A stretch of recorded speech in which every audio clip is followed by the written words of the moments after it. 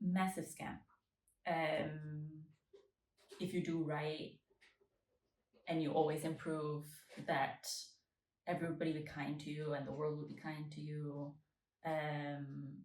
If you're emotionally mature, everybody would love you. Here's the thing, right? When we start to learn how to pause and reflect before reacting, it doesn't necessarily mean everybody would understand and appreciate it.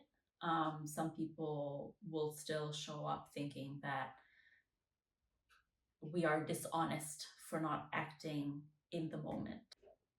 Here's the thing, I was a super anxious child, and then at some point, I guess it turned into a disorganized attachment style, which means I was both anxious and avoidant depending on the situation. And as a young adult, over time, I started to lean more avoidant. And as I healed, I decided not to react to things immediately. Obviously, also because as a child, I was always told I was too sensitive and I'm overreacting, and all of these painful assumptions were being made.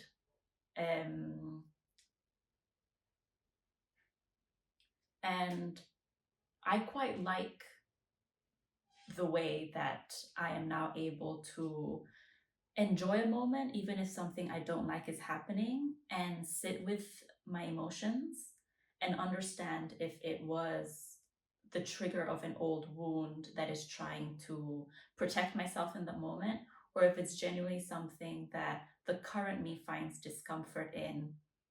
And when I understand that it is discomfort, I'm able to also find the right words to express that feeling in the hopes of having a very understanding conversation with people. Recently,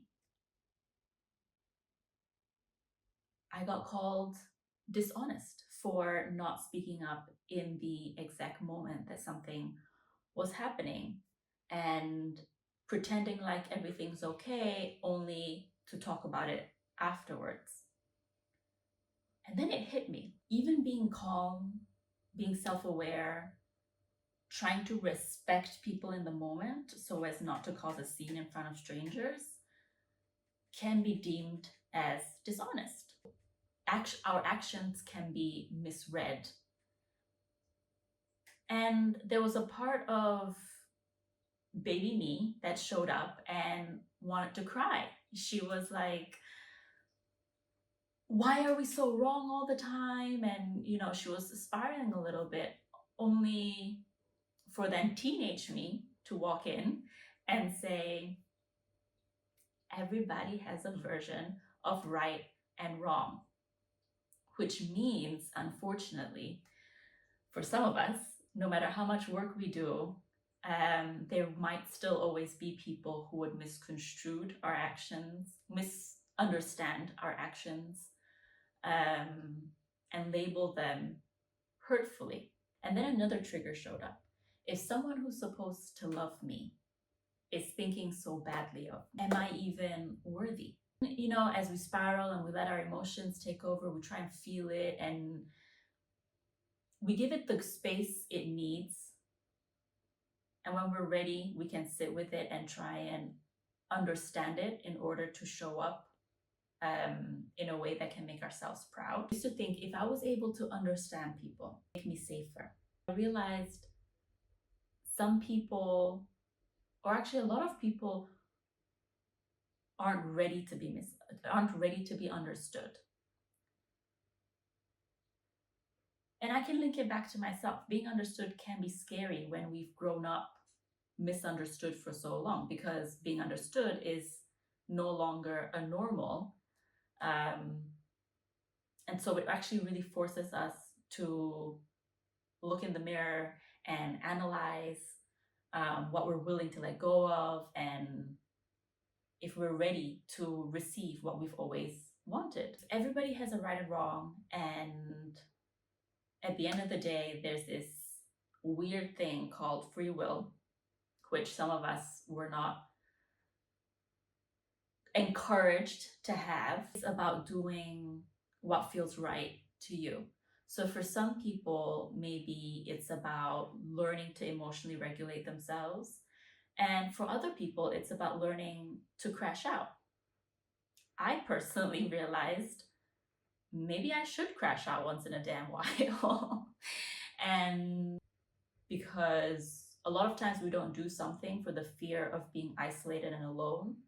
But if we grew up in environments where we weren't supported, then in a way, technically, we've always been alone. So we are already living this fear.